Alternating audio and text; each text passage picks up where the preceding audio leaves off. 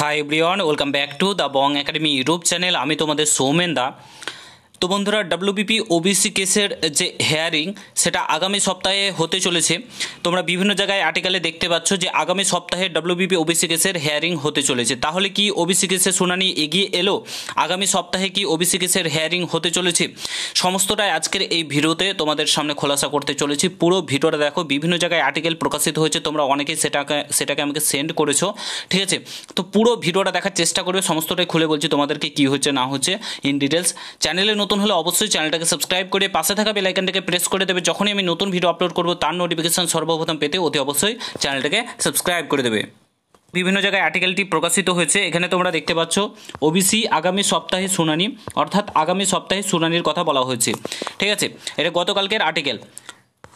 ওবিসির যে মামলা সুপ্রিম কোর্টে চলছে তার পরিপ্রেক্ষিতে নতুন করে সমীক্ষা শুরু করছে রাজ্য। তোমরা প্রত্যেকে জানো রাজ্য সরকার 3 মাসের সময় নিয়েছিল। আমরা প্রত্যেকে জানি যে রাজ্য সরকার 3 মাসের সময় নিয়েছে যে তোমার সমীক্ষা করার জন্য, নতুন করে ওবিসির সমীক্ষা করার জন্য সময় নিয়েছে। তাহলে এর আগে কি করে ওবিসির হিয়ারিং হয় সেটা তোমাদেরকে বলছি। তো নতুন করে সময় নিয়েছে, সব জনজাতির ভিত্তিতে সমীক্ষা করতে হবে, ঠিক আছে? সমস্ত যারা ওবিসি ক্যাডার রয়েছে, ওবিসি সার্টিফিকেট যাদের রয়েছে তাদের সমস্ত জনজাতির ভিত্তিতে কিন্তু সমীক্ষা করা উচিত।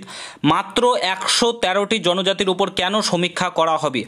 রাজ্য সরকার কি করছে? রাজ্য সরকার শুধুমাত্র 113টা যে জনজাতি রয়েছে তাদের উপরেই কিন্তু সমীক্ষা করছে, আর বাদবাকি জনজাতির উপর কোনো সমীক্ষা করছে না। এই নিয়ে কিন্তু প্রশ্ন উঠছে, ঠিক আছে? তো এই প্রশ্ন তুলে কলকাতা হাইকোর্টের দ্বারস্থ হয়েছে, ঠিক আছে? কলকাতা হাইকোর্টের দ্বারস্থ হয়েছে আত্মদ্বীপ নামের এক সংস্থা, কিন্তু দ্বারস্থ হয়েছে কলকাতা হাইকোর্টে। পয়লা বৈশাখে পর এই মামলার শুনানি হতে পারে বলে জানা গিয়েছে। অর্থাৎ পয়লা বৈশাখের পর এই মামলার কিন্তু আরেকটা নতুন করে মামলা শুরু হয়ে গেছে যে 113টা তোমার জনজাতির কেন সমীক্ষা করা হবে, করলে সমস্ত প্রত্যেকেরই যারা ওবিসি ক্যাডার রয়েছে তাদের প্রত্যেকেরই শুনানি তোমার সমীক্ষা করা উচিত। এই নিয়ে কলকাতা হাইকোর্টে দ্বারস্থ হচ্ছে।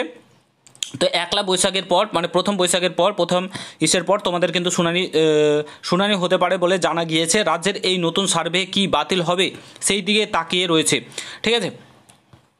অর্থাৎ যে সমীক্ষা রাজ্য সরকার শুরু করেছে তার ওপর একটা কেস হয়ে গেছে, তার ওপর কেস করেছে কলকাতা হাইকোর্টে নতুন করে, এবং তার শুনানি কিন্তু তোমার আগামী সপ্তাহের প্রথম বৈশাখেই রয়েছে, ঠিক আছে? তো মানে বর্তমানে যে কি হচ্ছে আমাদের রাজ্যটা আজকে কোথায় গিয়ে দাঁড়িয়েছে, এত মানে কি আর বলবো, চারিদিকে এত কেস কেসান্তর, সব কিছুতেই কেস কেসান্তর হচ্ছে, সমস্ত কিছু একদম আটকে রয়েছে, মানে কোনো কিছুই ঠিকঠাকভাবে হচ্ছে না। জঘন্য হয়ে গেছে, জঘন্য। এই রাজ্য সরকার সমস্ত কিছু শেষ করে দিল। চাকরি প্রার্থীদের, সমস্ত শিক্ষক জাতি থেকে শুরু করে সমস্ত পরীক্ষার্থী, শিক্ষার্থী, টিচার, পুলিশ প্রশাসন একদম জঘন্য করে দিয়েছে, জঘন্য। এই রাজ্য সরকার আর চলার মতো না, ঠিক আছে? রাজ্য সরকার একদম সমস্ত কিছুকে শেষ করে দিয়েছে, এবং ছিনিমিনি খেলা হচ্ছে আমাদের জীবনের সাথে। যারা শিক্ষার্থী রয়েছে, চাকরি প্রার্থী রয়েছে, তাদের সঙ্গে ছিনিমিনি খেলা হচ্ছে। খুব খারাপ অবস্থা বর্তমানে। কলকাতা হাইকোর্টে আবারও কেস হয়েছে প্রথম বৈশাখের পরেই, কিন্তু তোমাদের পয়লা বৈশাখের পরেই কিন্তু তোমাদের এটার যে হিয়ারিং সেটা কিন্তু হতে চলেছে। তো আশা করি বুঝতে পারছো। ভিডিওটা ভালো লাগে। তোমাদের যে মেন হিয়ারিং সেটা কিন্তু এটা না, বলে রাখি, মেন হিয়ারিং তোমাদের 3 মাস পরেই হবে, জুলাই মাসে। এটা কিন্তু মেন হিয়ারিং না, তোমাদের এটা কলকাতা হাইকোর্টে কেস করা হয়েছে।